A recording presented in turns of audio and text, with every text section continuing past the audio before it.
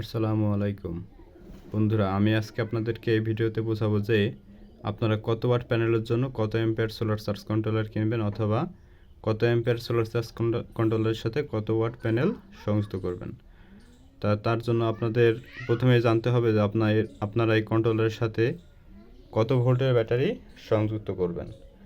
12 ভোল্টের একটি ব্যাটারি সংযুক্ত করবেন, নাকি 12 ভোল্টের দুইটি ব্যাটারি সিরিজ করে 24 ভোল্টের ব্যাটারি সংযুক্ত করবেন, সেটা আপনাদেরকে আগে জানতে হবে।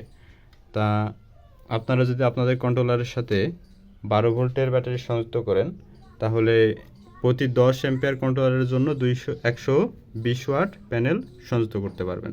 একইভাবে 20 অ্যাম্পিয়ার কন্ট্রোলারের জন্য 240 ওয়াট, 30 অ্যাম্পিয়ার কন্ট্রোলারের জন্য 360 ওয়াট প্যানেল সংযুক্ত করতে পারবেন।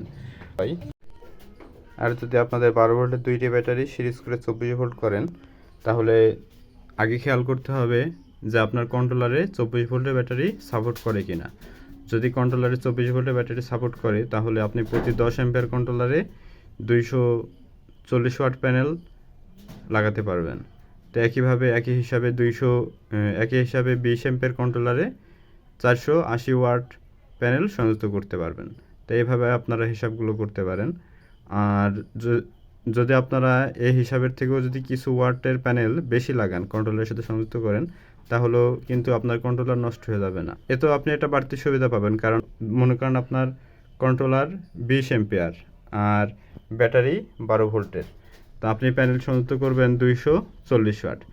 আর একটা বিষয় আপনারা তো জানেন যে 240 ওয়াট প্যানেল থেকে কিন্তু কখনোই 240 ওয়াট আউটপুট আসে না, আপনি কিছুটা হলেও আউটপুট কম পাবেন। সেজন্য যখন আপনি একটু বেশি প্যানেল সংযুক্ত করবেন, তাহলে সেই কন্ট্রোলার অ্যাম্পিয়ারে রূপান্তর করে আপনার ব্যাটারিকে চার্জ করবে। মানে একটু বেশি প্যানেলও যদি আপনি সংযুক্ত করে রাখেন, তাহলে সেটা আপনার কাজে লাগবে, বেকার যাবে না। তো বন্ধুরা, এই ছিল আজকের ভিডিওটি। আগামী ভিডিওতে আমি আপনাদেরকে দেখাবো যে আমি আমার এই 12 ভোল্টের ভ্যানের অটোরিকশার পুরাতন ব্যাটারি থেকে কেমন সার্ভিস পাচ্ছি, সেটা আপনাদেরকে আগামী ভিডিওতে দেখাবো।